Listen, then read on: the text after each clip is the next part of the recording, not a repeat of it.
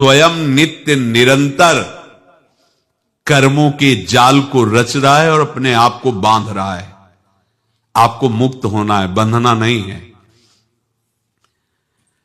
जीव का जन्म कर्मों के अनुबंध से होता है, कर्मों के बंधन से होता है, और उसको अपना ऋण चुकाना होता है। कर्मानुबंध ये बहुत सूक्ष्म विषय है। जैसे आप जिस परिवार में जन्म लिए हैं तो उस परिवार के लोगों से आपका ऋण है, इसलिए उसी परिवार में आप आए हैं, और ऋणानुबंध उसको बिना चुकाए या बिना वसूल किए आप वहां से जाएंगे नहीं। आपको लेना है तो वसूल करना है, और देना है तो चुकाना है। ये पूर्व के जन्मों से निश्चित किया गया है। जैसे किसी के यहां पुत्र हुआ, जन्म से ही पैसा खर्चा शुरू हुआ, जो बड़ा हुआ तो उद्दंडता के द्वारा मार पूरे परिवार को क्लेश पर क्लेश देता चला जा रहा है। ये तुम्हारे कर्म का फल है। या ऐसे शक्तिहीन बुद्धिहीन ऐसे पागल पूरे जीवन सेवा करो, तुमसे अपना हिसाब चुकाने के लिए वो आया है। अब परिवार के जो सदस्य जुड़े आके, मतलब पत्नी आते ही पूरी हृदय में आनंद, परिवार में आनंद, और जीवन भर वो आनंद ही सुख देने के लिए उसका जन्म हुआ। वो अपना ऋणानुबंध मुक्त, और आते ही भयंकर क्लेश खड़ा कर दिया, बीच में दीवाल और झगड़ा वैसा, फिर अतरे दिन मारपीट शुरू, कलह अशांति, पूरा जीवन नरक हिसाब करने आए। यहां ऋण चुकाए बिना कोई जा नहीं सकता, ऋण चुकाना पड़ेगा। किसी का ऋण वसूल करना है तो किसी को ऋण चुकाना है, दोनों काम करने होते हैं।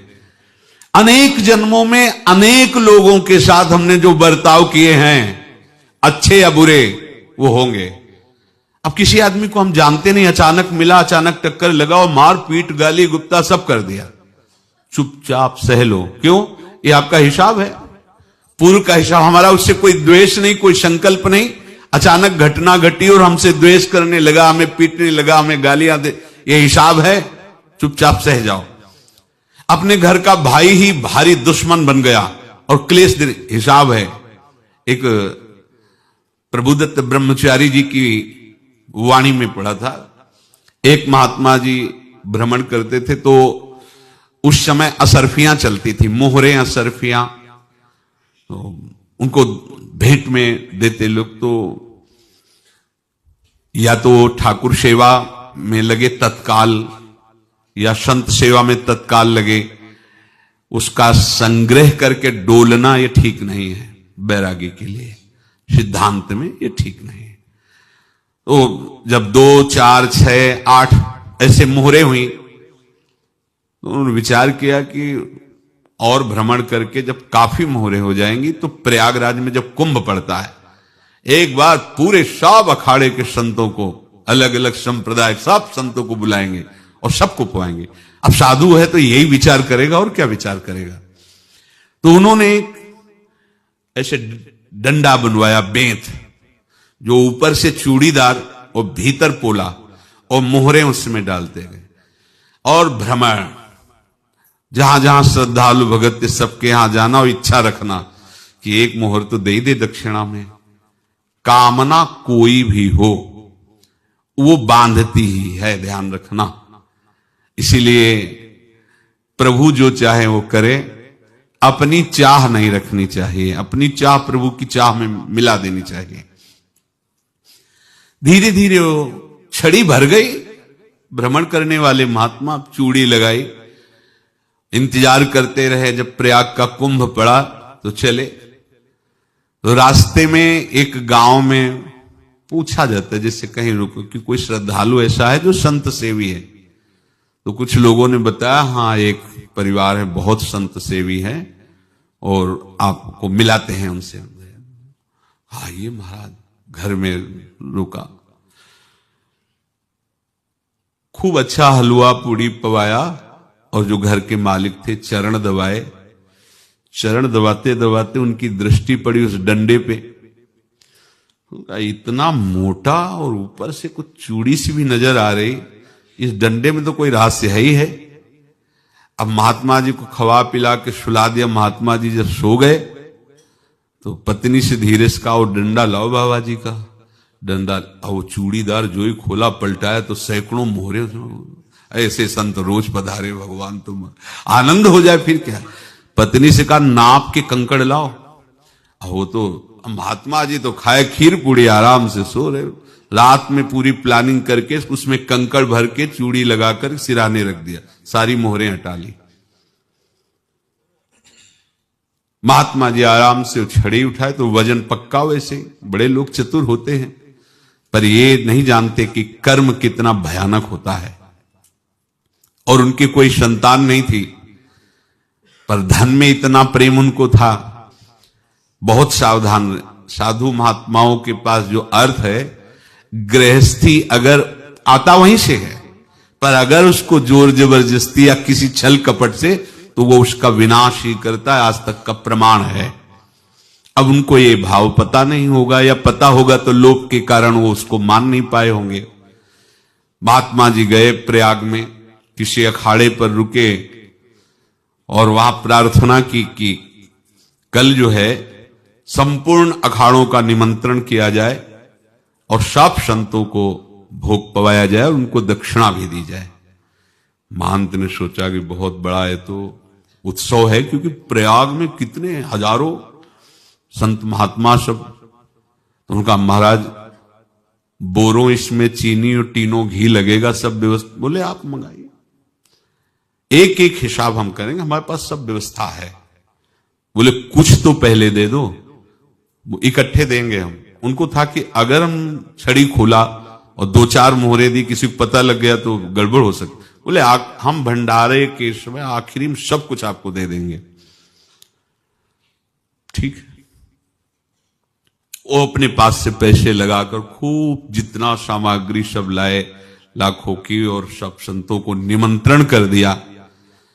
संत जन निमंत्रित हो गए, भंडारा बन रहा है। तब वहां के महंत है और उनका देखो भंडारा भी बन रहा है, संतों को निमंत्रण। अब आप अर्थ की व्यवस्था कीजिए, क्योंकि इतनी बड़ी हमारी सामर्थ्य नहीं थी जितना हमने किसी तरह हमने व्यवस्था की। अब मुझे अर्थ चाहिए, तभी आगे की व्यवस्था बढ़ेगी। संतों को दक्षिणा देंगे और जिनसे अर्थ लिया उनको दे। देखो रसोई बन गई है सब। उनका छत में विश्वास नहीं तो ये अभी चूड़ी खोली। उनको तो था ना कि मोहरे हैं, कंकड़। तो अब जैसे कितना उनको सदमा लगा होगा। हजारों संतों का निमंत्रण, रसोई बन, मतलब संत हो के छल कपट। तो उनका, महाराज आपने तो हमारा नाश कर दिया, जो महंत थे। अब बताओ, रसोई बन गई, संत निमंत्रित हो गए, और आप ये कंकड़ दिखा रहे हैं हमको। आपने तो हमें बर्बाद कर दिया। हमारी इतनी सामर्थ्य नहीं थी, आप पहले बता देते। संत होकर ऐसा छल कपट। अब वो बोले तो क्या बोले, क्योंकि उनको पता था कि मोहरे हैं इसमें। अंदर से उनका चिंतन गया उसी सेठ के पास, अच्छा ऐसा धोखा हमारे साथ किया, भोगोगे तुम। ये जो निकलता है ना भोगोगे, ये अकाट्य होता है। क्योंकि किसी का भी हृदय, मान लो किसी भी जीव जंतु को आप कष्ट दें और उसका हृदय आह भर जाए, तो वो आह वज्र की लेख है, तुम्हें भोगना पड़ेगा। वो देखो भीष्म जी को भोगना पड़ रहा है ना। सांप को ऐसे धनुष की नोक से उठाया और बंबूल के कांटों के ऊपर फेंक दिया, कई दिन तक छेदा हुआ, वो आह भर करके मरा। तो आपको 6 महीने बाणों की सैया पर आह किसी की ना लेना जिंदगी में। कोई ऐसा कोई आह भर करके कह दिया तुम समर्थ हो, हम तो कुछ कर नहीं सकते, और अंदर से दुखी, फिर तुम्हारी सामर्थ्य काम नहीं करेगी, मिट्टी में मिला देगी। फिर ये तो संत थे और भगवत आराधना के लिए, संत आराधना के लिए ही ऐसा किए हुए थे। अब इनका कैसे मुंह दिखाएं, अब क्या करें। सुबह संत जन आएंगे, सबके बीच में हमारी कि देखो इन्होंने, अब क्या करें। गए और संगम में जाके छलांग लगाए, अपने प्राण त्याग दिए। अब उनके तो पास मोहरे थी और व्यापार बढ़ा, और 9-10 महीने बाद ही लड़का हुआ। अब तो उनको कि संत फलीभूत हो गया। देखो व्यापार चल रहा, लड़का नहीं होता था, लड़का भी हो गया, बड़ा आनंद छा रहा है। जब से वो प्रकट हुए और धन की वृद्धि शुरू हो गई, पढ़ाई लिखाई में उनके खर्चा हुआ सब, बस बीमारी शुरू हो गई उनके शरीर में, अब उसमें पैसा जाना शुरू हुआ। इतने आसक्त तो वो दोनों हो गए कि कुछ भी हो, व्यापार ठप, संपत्ति बेचना शुरू। तो उन्होंने कहा कि बेटा मैं क्या कर सकता हूं तुम्हारे लिए? बोले हमारी अंतिम इच्छा है प्रयाग चलो, और जितने प्रयाग में संत महात्मा सबको एक बार भंडारा करवाओ, हमारी इच्छा अंतिम है। क्योंकि अंतिम यही इच्छा थी। बोले अब ज्यादा संपत्ति तो नहीं रह गई, तो बोले घर बेच दो, मेरे लिए ही तो है, बेच दो। मुझे लगता मैं बचूंगा नहीं, पर मेरी अंतिम इच्छा पूर्ण कर दो। घर बेच दिया, जेवर बेच दी। वहां गए, जब संत सेवा की तो बोले मुझे संगम तक ले चलो। संगम तक ले गए और बोले समझे तुम चुराए थे और हमने उसको छीना है, कुछ नहीं रह गया तेरे पास कुछ, अब केवल ममता और आसक्ति में जलकर मर और नरक प्राप्त कर। मैं वही महात्मा हूं जिसकी तूने मोहरे ली थी, शरीर छोड़ दिया। महात्मा को जन्म लेना पड़ा और इनको दुर्गति भोगनी पड़ी। ऋणानुबंध होश में, ऐसा नहीं कि आप जो कर रहे हैं कोई देख नहीं रहा, कोई हिसाब किताब नहीं, जो कर रहे हैं अवश्य में भोक्तव्यम, बहुत सावधान। अनेक जन्मों में अनेक लोगों से जो कुछ लिया दिया है, इस लेने देने को मिटा देने के बाद ही तुम मुक्त हो गए। इसीलिए एक उपाय है, लेना न देना, मगन रहना। क्या? मालिक को समर्पित हो जाओ, मालिक को अपना माना हुआ समर्पित कर दो, खत्म। अहम त्वाम स्वरूपापेभ्यो मोक्षयिष्यामि, सब खत्म। आगे पीछे लेना देना सब खत्म।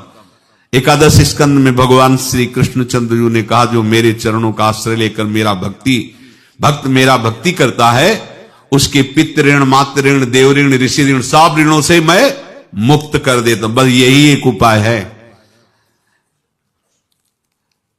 जो इसके बंद करने का उपाय भक्तों के लिए है, वो यही है, भगवान की शरण में होकर अपना माना हुआ पूरा भगवान के अर्पित कर दो। अर्पित करने का तात्पर्य उसमें अहम हटा दो। तो दियम वस्तु गोविंदम तुभ्यमेव समर्पये। जिनसे तुमने सेवा करवाई है उनकी सेवा करनी पड़ेगी, जिनसे तुमने जो कुछ लिया है उनको देना पड़ेगा। ये लेने देने का व्यापार जब तक समाप्त नहीं होगा तब तक तुम्हारा जन्म मरण चलता रहेगा। अब आपको यहां समझना है, यदि आपसे किसी ने पैसे लिए बेईमानी करके नहीं दे रहा है तो आप उसको गाली मत दीजिए, आपने बेईमानी की थी इसलिए आपकी बेईमानी हुई है, ले गया, कोई बात नहीं है, बंधन से मुक्त हुए, जो बोझा था चला गया। उसको ऐसा ना देखे कि ये बेईमान हमारे रुपए मार लिए, अब जो कुछ होगा देखेंगे। अगर आप आगे नया कुछ करते हैं तो फिर आगे का हिसाब आपको भोगना पड़ेगा, ध्यान रखना। ऐसा नहीं है कि आपको भोगना नहीं पड़ेगा। एक ही उपाय है कि अब जो शरीर धारण किए इसी में जो भोग ले, आगे ना होना चाहिए। तो क्या करे? सर्वतो भावेन भगवान की शरण ले ले। ये तो सर्वाणि कर्माणि मयि सन्न्यस्य मत्पराहा अनन्ये नैव योगेन माम ध्यायन्तु उपासते तेषामहं समुद्धर्ता मृत्यु संसार से। ये बड़ा कठिन है पार होना, कोई छोटी मोटी बात है।